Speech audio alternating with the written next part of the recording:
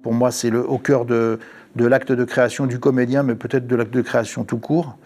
C'est faire résonner en soi le fait qu'on partage avec l'ensemble de nos semblables un patrimoine d'humanité commun.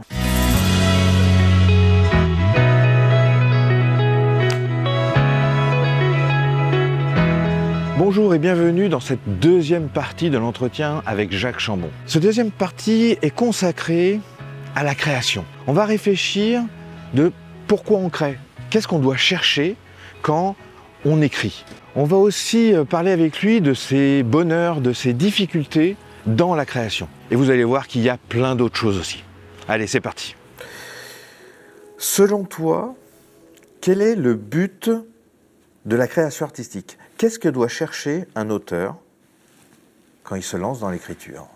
Je pense qu'il y a plusieurs échelles, enfin il y a plusieurs niveaux de lecture en fait. Il y a l'aspect extrêmement utilitaire de la création pour moi, qui est celle de créer un objet de théâtre qui va être joué sur scène, donc avec un objectif qui est celui de l'existence sur scène. Donc ça, c'est l'objectif numéro un, l'objectif je dirais, primaire et concret.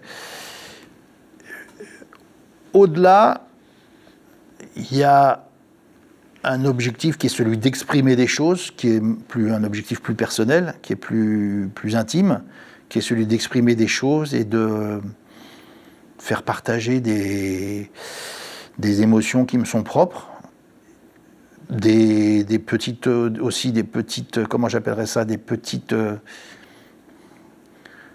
gourmandises qui me sont personnelles, notamment dans l'usage du mot, dans le travail de l'écriture, et plus largement, c'est quelque chose que je partage avec mes élèves quand je donne des cours de théâtre, notamment à l'Acting Studio. C'est quelque chose que je leur dis souvent, et vraiment pour moi c'est au cœur de l'acte de création du comédien, mais peut-être de l'acte de création tout court. C'est faire résonner en soi le fait qu'on partage avec l'ensemble de nos semblables un patrimoine d'humanité commun. Enfin, c'est-à-dire que, alors je vais digresser un petit peu. Hein. Oui.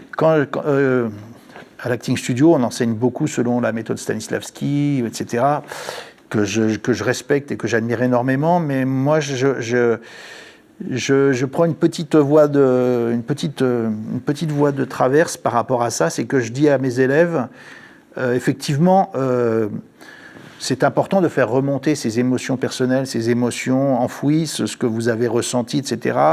Mais je pense que ce qui est encore plus fondamental, c'est de comprendre et ressentir le fait que vous partagez avec l'ensemble des humains d'ici, de maintenant, d'avant et du futur, quelque chose qui nous appartient à tous, qui est cette humanité. Et que, effectivement, vous pouvez jouer un personnage qui est débordé de chagrin en pensant à la mort de votre mémé, qui vous a beaucoup fait de la peine quand elle est morte, votre mémé.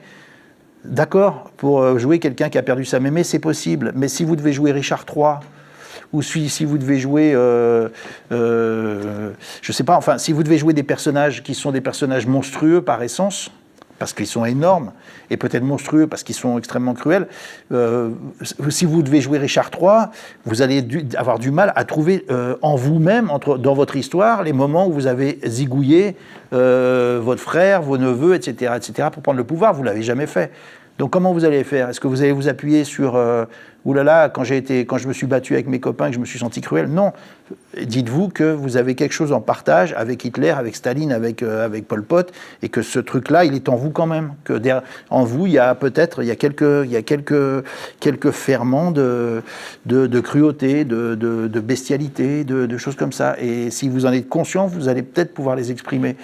Et pour moi, l'acte de création, il est une façon de faire résonner ça, c'est-à-dire de faire résonner le fait que même en écrivant une comédie une comédie des contraires très simpliste, eh ben, j'espère que les gens qui sont dans la salle et les gens qui voient ça se sentent en communion d'humanité avec les personnages.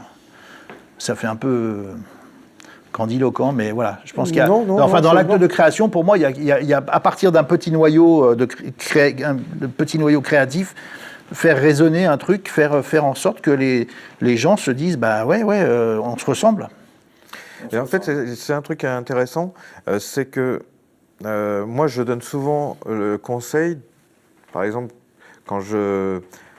lorsqu'on choisit un objectif, un besoin ou un désir pour le personnage, d'essayer de trouver des objectifs qui soient universels. En tous les cas, c'est ceux qui fonctionnent le plus. Et je trouve que ça rejoint en fait ce que tu viens de dire.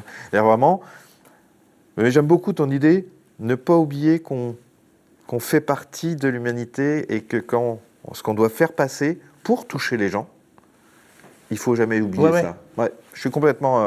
ça résonne en moi, ce que tu dis là. Est-ce que tu as des rituels ou des routines pour te lancer dans l'écriture? Pas forcément au début de la création, des routines de tous les jours. Oui, des rituels. J'aime beaucoup écrire tôt le matin. J'aime bien me lever tôt, vers 6 heures par exemple, et j'aime bien écrire le matin. Le matin, au calme. Je suis beaucoup plus productif le matin que le soir. Enfin, il y a des gens qui aiment bien écrire la nuit. Moi, ça m'est arrivé d'écrire une nuit entière parce que j'avais un truc. J'étais en retard, évidemment. En plus, moi, je me fixe des échéances que j'essaye de. Comme je procrastine beaucoup, souvent, je suis aux dernières limites. Donc, quelquefois, il faut remplir la nuit. Mais non, sinon, j'écris facilement le matin. Je me lève, je me mets à mon bureau. J'allume l'ordi et là, j'aime bien ce moment-là d'écriture. Même si pour moi, l'écriture, c'est une tâche physiquement pénible pour moi. Parce que je tape pas vite. Je suis très maladroit. Je tape vraiment à 2 doigts ou à 4 doigts peut-être maximum. Et du coup, je tape lentement. En même temps, les idées n'arrivent pas non plus à flux tendu. Donc, je suis assez dans le rythme. Mais... Donc, grosso modo, tu es en train de me dire que tu as écrit 21 pièces, c'est ça? Tu as écrit 21 pièces et l'acte d'écrire n'est pas forcément une partie de plaisir. Non, l'acte physique d'écrire n'est pas une partie de plaisir. Cet été, j'ai commencé une nouvelle pièce, donc ça sera la 22e, mais j'ai commencé une nouvelle pièce pendant mes vacances. En fait, là, j'ai acheté un cahier et j'ai commencé à écrire. Et en fait, ça va très vite. Manuscrit, je me suis rendu compte que j'allais très vite. Et quand j'ai retranscrit en rentrant le peu que j'avais écrit, je me suis rendu compte que ça faisait déjà un quart d'heure de spectacle et j'avais l'impression d'avoir griffonné 3 trucs sur un bout de papier. Mais c'était... Voilà. En fait, je me demande si je ne ferais pas bien d'écrire au cahier et ensuite de retranscrire. Mais retranscrire, c'est encore plus chiant que d'écrire directement. Donc, pour reparler du rituel, oui, j'ai pas de rituel à part celui, quelquefois, de me lever tôt et d'écrire... Voilà, j'ai mes rituels de forme, c'est-à-dire que j'écris toujours avec la même police, toujours dans la même case. Je me démerde toujours pour avoir le nom du personnage en gras et le texte en normal. J'ai mes petits trucs, c'est-à-dire que j'appelle mes personnages arrobase et dièse au départ et ensuite je fais remplacer tout par les noms de personnages pour pas avoir à taper à chaque fois le nom du personnage. Enfin, je sais qu'il y a des astuces de logiciels pour ça. Ah oui, d'accord. En fait, c'est juste pour pas avoir à taper Jean-Philippe à chaque fois, voilà. Tu mets arrobase. Voilà. Et après, à la fin, tu fais arrobase. Je remplace arrobase par Jean-Philippe, voilà. Très bien. Par contre, est-ce que tu as déjà Jean-Philippe dans ta tête? Est-ce que le prénom de tes personnages est important? Oui. Ouais. Est-ce que tu peux m'expliquer? Parce que oui, c'est important. Enfin, c'est important. J'aime bien qu'ils aient un prénom et j'aime bien que ce prénom sonne juste. Voilà. Sonne juste en termes de mots ou par rapport à la caractérisation? Par rapport à la caractérisation. Par exemple, alors ce que j'écris, c'était la 23e, parce que j'en ai écrit une 22e depuis qui va être jouée cet hiver ici, dans laquelle va jouer une pièce que j'ai écrite pour Olivier Marchal. Donc là, j'ai écrit pour un acteur, acteur-réalisateur, mais voilà. Et en fait, il va jouer avec Pasquale Dinca, et là, je leur ai choisi c'est Serge et Gilles, les deux frères. Et voilà, et pour moi, ils ne peuvent pas s'appeler autrement que Serge et Gilles. Voilà. Pourquoi? Parce que ça a du sens pour toi? Oui, parce que ça correspond à leur génération, ça correspond au milieu social, ça correspond à l'époque, ça correspond à plein de choses. Ouais. Ok. On était parti des rituels, on arrive au prénom, c'est n'importe quoi, mais... Oui, non, mais ça me va bien, moi. Ça va très bien, ça va très bien. Certains certaines personnes disent qu'il faut s'oublier dans l'écriture. Au moment de l'écriture, certaines personnes disent qu'il faut vraiment arriver à s'oublier soi-même pour être un bon écrivain. Est-ce que tu es d'accord? Est-ce que ça te parle? Est-ce que... En fait, ça ne me parle pas beaucoup, d'abord parce que je crois qu'on ne peut jamais s'oublier, parce que je crois qu'on écrit toujours à partir de ce qu'on est aussi. Donc mon matériau, c'est quand même moi. Enfin, en tout cas, on est tout seul dans notre tête. Voilà, c'est ça. Je suis le réservoir dans lequel je vais puiser, donc je peux pas m'oublier. J'ai l'impression, ça c'est un conseil que je donne souvent, c'est de travailler de l'intérieur vers l'extérieur. C'est-à-dire toujours, malgré tout, ramener des choses à nous. Et c'est comme ça qu'on peut réussir à faire passer des émotions. Ça revient à l'universel de tout à l'heure. Il faut revenir à l'intime, c'est-à-dire qu'il faut revenir à l'intimité, c'est notre propre intimité d'auteur, de créateur, enfin en tout cas, voilà, c'est ma propre intimité d'auteur qui fait que j'arrive, qui fait que je vais donner une intimité crédible à tel ou tel personnage. Une authenticité, en fait. Oui. Même si, dans mon cas, il y a souvent la distorsion de la comédie qui fait que ces personnages sont un peu tirés vers le burlesque ou vers l'absurde ou vers le grotesque. Mais tu vois, tout à l'heure, tu parlais ce soir, tu joues les Sentinelles. C'est vraiment deux personnages qui sont en guerre, et que ça vient de Sarajevo. Toi, t'as pas vécu Sarajevo, mais par contre, tu disais aussi, on a en nous un peu de bestialité. On a en nous tous, et quelque part, c'est cette intimité-là dont tu parles. Oui, exactement. Arriver à non pas à ressentir, mais je sais pas. Oui, c'est comment est-ce que je peux accéder, moi, créateur, moi, écrivain, moi, auteur, moi, comédien, comment est-ce que je peux accéder à ce truc qu'on a en partage avec tout le monde, avec nous, enfin, qu'on a tous en partage, qui est fait de cruauté, de beauté, d'amour, de haine, de contradiction, d'insuffisance, d'échec, de réussite, enfin, tout ça, tout ce petit noyau tellurique qu'on a en nous et qu'on partage, en fait. Voilà, c'est comme s'il y avait un noyau, comme au centre de la Terre, là, il y a un noyau tellurique qui est le centre de tout, et puis nous, on s'est répartis tout autour, mais au cœur du truc, il y a un truc qu'on partage, qui nous est commun. J'en profite. On me pose souvent la question, mais comment on écrit un personnage secondaire? Comment on fait, puisqu'on n'est que nous, dans notre tête, comment on fait pour écrire des personnages différents? Il suffit de regarder autour de soi, ouais. Ouais, on s'imprègne, on fait l'éponge, et puis voilà, et puis on est des personnages différents nous-mêmes. C'est-à-dire qu'on a dans une même journée, on remplit X rôles sociaux, familiaux, amicaux, etc., etc. Donc, quand je vais chez mon toubib, je ne parle pas de la même façon que quand je suis avec mes potes en train de boire l'apéro. Et quand je suis avec mes potes en train de boire l'apéro, je ne parle pas de la même façon que quand je vais présenter un projet à un directeur de théâtre. C'est pas la même chose. Voilà. Et donc, on est X personnages différents tout au long de la journée, avec un vocabulaire différent, avec une apparence et une posture physique différentes selon les cas, et voilà. Donc voilà, on peut puiser là-dedans. Puis il faut puiser dans l'observation. Moi je dis à mes élèves acteurs, soyez des éponges. Alors je leur dis pas d'être des éponges picolées, mais d'absorber tout ce que vous rencontrez, toutes les sensations, absorber, ça vous servira. Ça va élargir votre palette. On pense. Voilà, c'est plus ça, c'est plus dans ce sens-là. On pense, certains auteurs, jeunes auteurs ou des auteurs débutants, se disent j'ai rien à dire. Ils ont envie d'écrire, mais ils se disent j'ai rien à dire parce que j'ai pas souffert. Est-ce que le fait de ne pas avoir souffert, ou est-ce qu'il faut obligatoirement avoir souffert pour être un auteur? Ou est-ce que ça, c'est une grosse connerie? D'abord, qu'est-ce que c'est souffrir?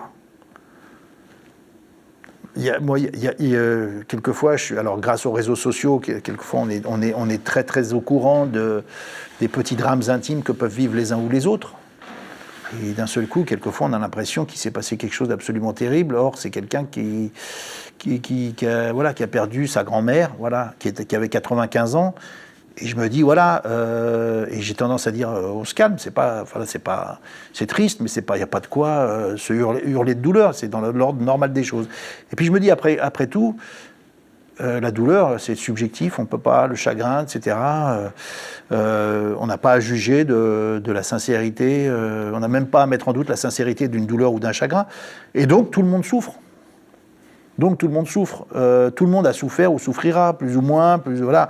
Est-ce qu'il faut avoir traversé une vie absolument horrible, terrible, misérable et pleine de violence et de haine pour écrire? Non, j'en suis la preuve. J'ai eu une enfance parfaitement heureuse, j'ai une vie extrêmement équilibrée, j'ai une femme que j'aime, des enfants que j'adore. Tout va bien, j'ai eu des malheurs, comme tout le monde, j'ai eu des deuils, j'ai eu des pertes, j'ai eu des coups durs, mais c'est pas... Non, c'est pas nécessaire d'avoir souffert pour être un créateur. Au contraire, je crois pas. Enfin, au contraire, non. C'est surtout on a souffert. En fait, de toute façon, on a souffert un jour ou l'autre. On a été plaqué par son premier amour et à 15 ans, on se dit je rencontrerai plus jamais quelqu'un. Voilà. Et puis voilà. Et puis en fait, on se remet de la souffrance et on se remet aussi de la souffrance par la création. Mais non, en fait, voilà, on n'a pas besoin d'avoir souffert pour être un créateur. Je le redis, c'est pas indispensable. C'est pas interdit, hein, ça n'empêche pas, mais c'est pas indispensable à mon avis. Très bien. Pour terminer avec la partie création, quelles sont tes plus grandes difficultés et tes plus grands bonheurs dans l'écriture? Tu as commencé déjà à me dire que l'acte d'écrire est compliqué. Ouais. Mais c'est compliqué, mais en même temps, j'ai travaillé en usine quand je faisais de l'intérim, quand j'étais jeune. Je ne vais pas dire que c'est le bagne. Hein, tout est relatif. Voilà, donc entendons-nous bien. En plus, je me permets, moi en plus, c'est un acte qui est très difficile pour moi. C'est-à-dire, vraiment, je suis un peu comme toi. J'écris peut-être un peu plus vite, du coup, je suis assez surpris. Mais par contre, qu'est-ce que c'est ? Voilà, là n'est pas le plaisir, c'est pas ce moment-là qui est le plaisir. Non. La difficulté, pour moi, c'est la procrastination, c'est-à-dire c'est m'y mettre. C'est accepter de m'y mettre. C'est un truc de fou, j'ai l'impression que tous les auteurs ont ça. Bah, j'espère, enfin, ça me rassure de savoir que je suis pas tout seul. Non, mais en fait, c'est ça. Et la difficulté, c'est ça, c'est s'y mettre et c'est aussi accepter. La difficulté, c'est aussi passer deux jours à se dire je vois pas là, j'avance pas. Et la grande joie, c'est quand d'un seul coup, au 3e jour, ça se déclenche et tu écris 10 pages d'un coup. Là. Et là, tu dis ah ouais, là c'est bon ça. Et là, c'est un grand plaisir. Quand tu vois qu'il y a des choses qui se déclenchent et que tu te rends compte que les 2 jours que tu as passés à ruminer devant ta page, finalement, ils n'ont pas été perdus. C'est parce que tu as tenu ces 2 jours-là face à la page à te dire merde. Et hop, ça a déclenché un truc. Ça, c'est jouissif.